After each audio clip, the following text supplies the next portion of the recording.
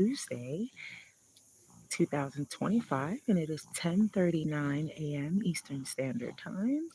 And I am shy 10 days away from my 39th birthday. I'm super excited to announce that because the Lord is precious and He decides to give us what He wants when He wants it. And I'm just appreciative um, getting to that day. Super excited just because one additional year, one additional day that the Lord blesses us is just something we should all be grateful for, each and every one of us human beings. So, again, I welcome you back, my subscribers, my family.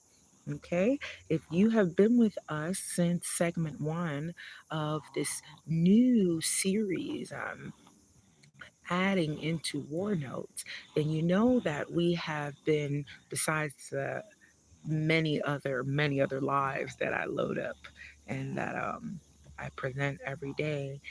We've been talking about jobs. You know that we've been talking about food prices and how this so-called economy is hitting Black and Latino families harder than anyone wants to really truly admit.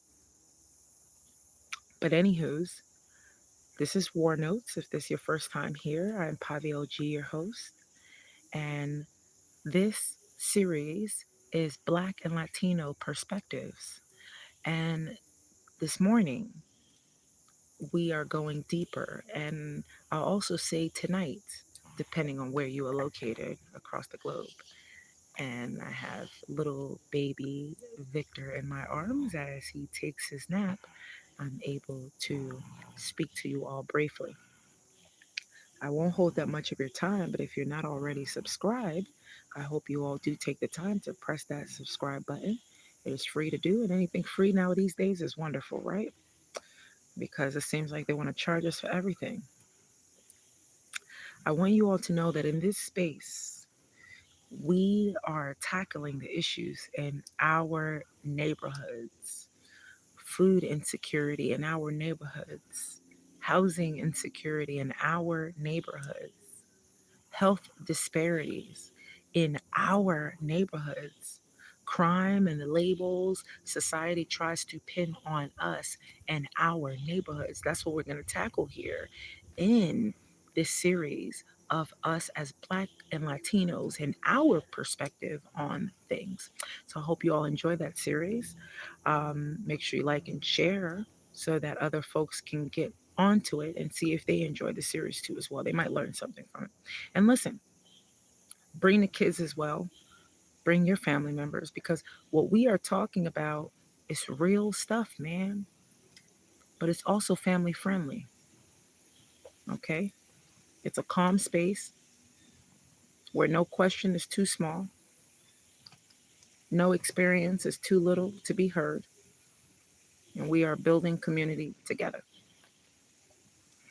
Make sure you all check out the description box for my email address uh, if you all would like to reach out to me and one day participate here on the show.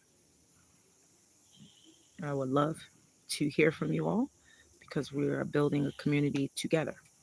Now, before I go further, again, let me say this: we are growing. We are nearly close to 400 subscribers. We still have a far way to go. We haven't reached 350 yet, but we're getting there. One by one is okay. It's okay to go slow. But our goal, our ultimate goal, as you know, here, if you're a YouTuber like many of the world is, we love our YouTube. Our goal is 1,000 subscribers. So every time you subscribe and you share or you bring a friend into this specific circle, you are helping to amplify voices that mainstream news does not want to amplify whatsoever. They're trying to shut it down. So let's do this together. Now, the first thing we're going to talk about today, we're going to talk about food deserts and how food deserts are affecting the Black and Latino communities, our communities, and hunger in our neighborhoods. It's very important to discuss these things because if we don't discuss these things, They'll never be discussed, or they'll be shut down, or people will insinuate what they want to insinuate about our neighborhoods and our communities. Now, across the United States, Black and Latino communities are disproportionately living in what's called food deserts. They're living in food deserts. Areas where, if you don't know what a food desert is and you're listening, areas where fresh produce, affordable groceries, and healthy options are nearly impossible to find. And this might seem weird to some folks who you might walk into your Publix or to your Kroger's and you see fresh fruit everywhere. You walk into your local Walmart and you see your fresh fruits everywhere. And you're, oh, well, what's the big deal? They could just go to Walmart. They could just, any grocery store has fresh vegetables and fresh fruits. Not true. In a lot of food deserts, I shall say, in a lot of food deserts, I have seen it firsthand that a lot of vegetables are not fresh. A lot of vegetables are sitting on the shelf for very long periods of time because our neighborhoods are not receiving these goods at the frequency level that a lot of these other neighborhoods or other villages or suburbs receive their groceries on a regular basis due to lack of funding, due to lack of production, or lack of trucks coming to our areas. Invalid excuses of, oh, there's high crime in that area, there's this, that's why we can't get there, that's why the delivery can't be done, it's the reason why folks can't get fresh fruits and vegetables. All of this, in my personal opinion, through my personal experience, it's rubbish. Rubbish. Specifically in our areas, Black and Latino communities, again, are disproportionately living in food deserts. We don't have fresh produce in every single grocery store in our neighborhoods, especially Black and Latino neighborhoods to be specific. I'm not afraid to say it. I'm Black. My children are Latino. My family members are Latino and Jamaican. I'm not afraid to say it. I say it with pride. I know my history. I know where I come from. And I'm not going to sugarcoat things. It's too much sugarcoating being done, especially in the Democratic side of politics and government issues. Because remember, these people at the top, a lot of times, not a lot of times, all the time, a lot of them are in charge of what happens in these neighborhoods, which are ours, which are disproportionately um, not suited or not equipped to handle our neighborhoods. Our neighborhoods are kind of pushed to the side, and then they just categorize it as, oh, this is a high crime area, this is a high violent, neighborhood, and blase blase. Not true. Not true in all its aspects. There's crime anywhere. There's crime in a white neighborhood. There's crime in a Black neighborhood. There's crime in a Latino neighborhood. There's crime in a Middle Eastern neighborhood. There's crime in an Asian neighborhood. There's crime everywhere across the globe. And it's quite irkful, shall I say, or quite irking that in 2025 our neighborhoods, Black and Latino, are still being categorized as this is the unsafe neighborhood, this is the drug riddled neighborhood, this is this and this is that. Not true. And just by the way, although you guys have seen many of my videos, I live in the country, but I live in an all Black neighborhood, a neighborhood that at one time was all Black. We have a few white people in this neighborhood, and every Black person in my neighborhood owns their home or property, including myself. But we worked hard to do that. A lot of us bought it out cash. We had to do it hard way because nobody wants to give us credit, so we had to do it the hard way. Okay? So some people, and a lot of people, have never stepped in those shoes, will never step in those shoes, and will not know hardship like Black and Latino folks know it, because a lot of them haven't been in that position. And if they have, I'm not going to speak for them because I'm not white, I'm not Middle Eastern, I'm not Asian. I'm going to let them speak for themselves. In that aspect, yes. I'll let them speak for themselves. However, We do very often in our neighborhoods. We find plenty of corner stores to keep getting folks rich so that they can help keep getting the higher ups rich. So we'll find a lot of corner stores in our neighborhoods.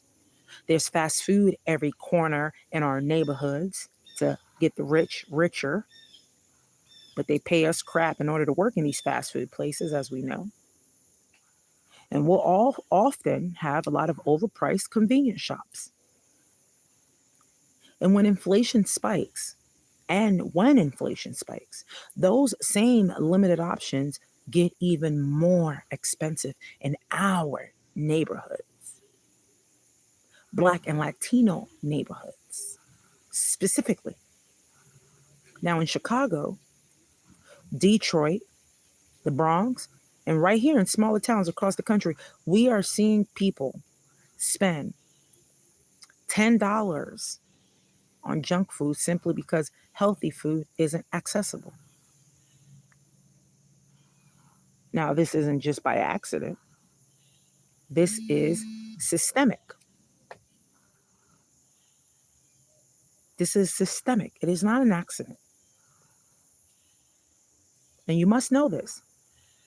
There's a lot of things that the mainstream media is not going to tell folks because they think that for whatever reason, Black folks are just ignorant and we just don't know anything and we are an uneducated group of people and Latinos, or we're just immigrants who just come over to the country to come hang out and cause violence.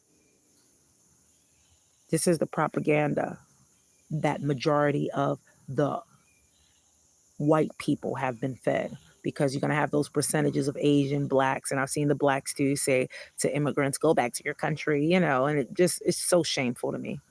It's so shameful to me. And then when I see those, especially those Black and Latino people, I say, wow, you don't know your history, do you? If you look at your own people and say, go back to your own country or go back to where you came from, you don't know your history. And if you're over the age of 50 and still saying those things, you really don't know your history. It's a very sad thing to hear. Anyways, but this is not by accident where people are only able to get $10 in junk food at the corner store. That's the only thing that's accessible, but healthy food is not accessible. This is not by accident. This is, again, systemic. The USDA has mapped these zones, and guess what? They line up directly with low income Black and Latino neighborhoods. That's no coincidence. That's policy. It's no coincidence. Now, family, my listeners, my radio listeners, have you seen it in your area? If you have, what is it making you feel like? These are the things that when I open up the commentaries again on another day, on another segment, I want to hear from folks. People won't know what you're feeling if they're not hearing from you. And I'm not talking about ranting on TikTok or ranting on a short on Facebook. I'm talking about the higher ups need to know what normal people like us at the bottom are feeling. Does your neighborhood grocery store feel more like a trap than a blessing? One day we'll talk about where you are shopping and what it's really costing you and your family. Absolutely.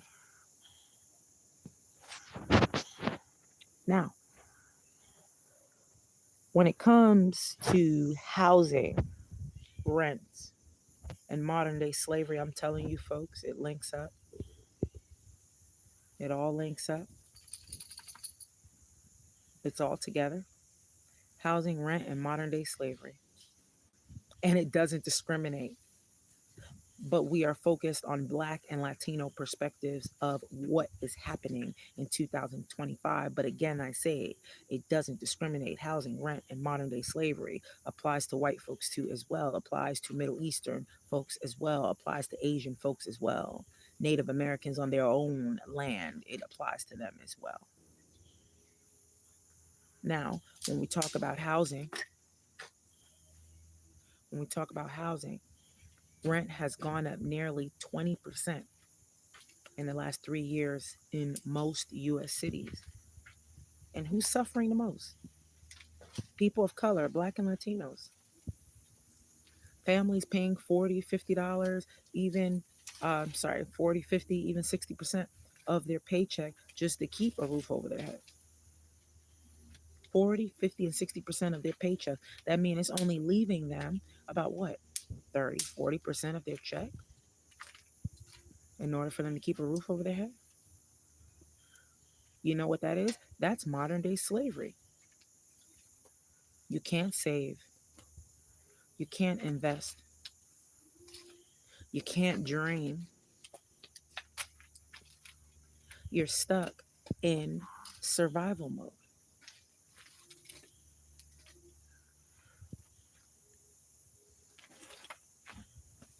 And for Latinos in particular, immigrants are being pushed into predatory rental agreements because of fear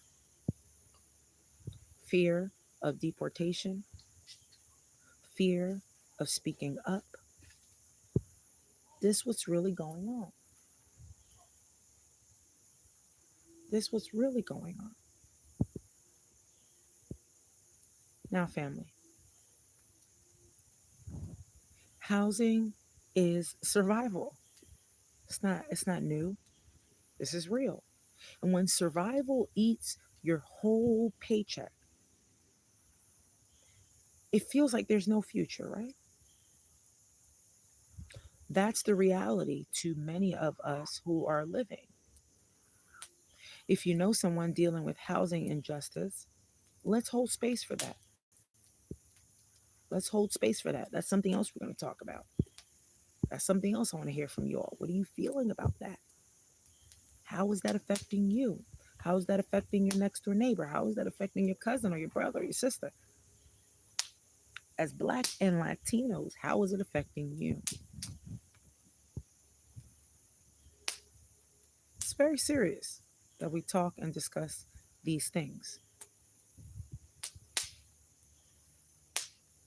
Crime, like I told you all in the beginning, they make it seem like our neighborhoods are just riddled with crime and we do nothing else but wake up in the morning and just want to commit a crime. Let's be honest. We know that crime exists. Again, crime exists from here to Kwakamaku to around the globe. Okay. Yes, carjackings, thefts, and violence. It happens. All of it happens. But let's also be clear, crime is the symptom, not the disease. When jobs vanish, food costs spike, housing is unaffordable, crime, it rises.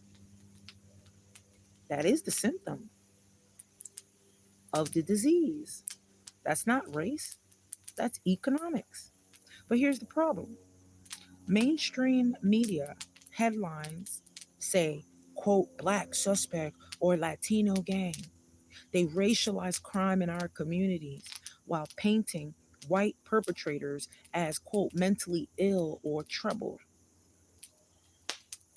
That double standard fuels stereotypes that follow us everywhere that we go.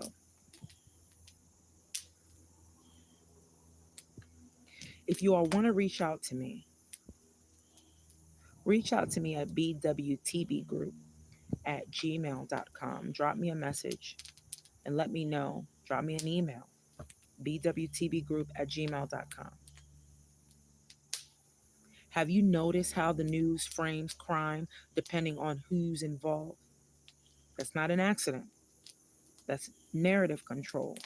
I want you all to email me. Why? Because I want you all to send me your opinion. So send me a quick comment, a quick email. Send me your opinion so I can discuss it with other radio listeners.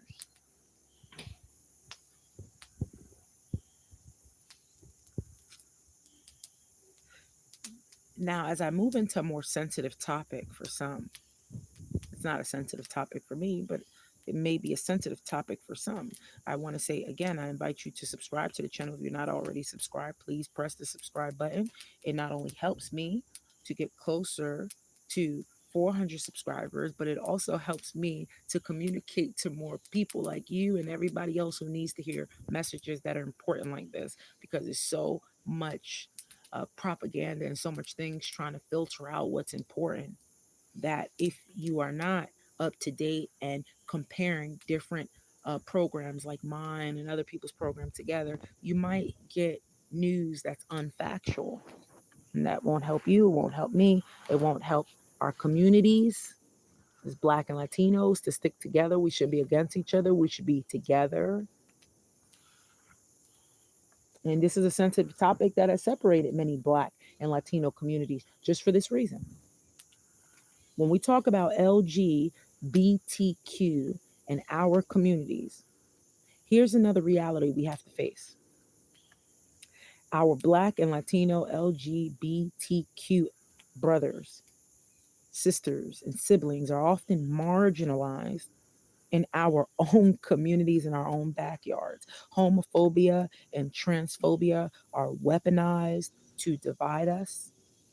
But truth is this: LGBTQ folks of color are at even greater risk of poverty, homelessness, and violence. And if we are going to build real solidarity, we can't pick and choose who we protect. Either we all rise together or we all fall apart. Now, family, this is about unity. Send me an email, bwtbgroup@gmail.com. Do you agree we need to have these hard conversations inside our own communities too? Not just point fingers outside. Let me know in an email.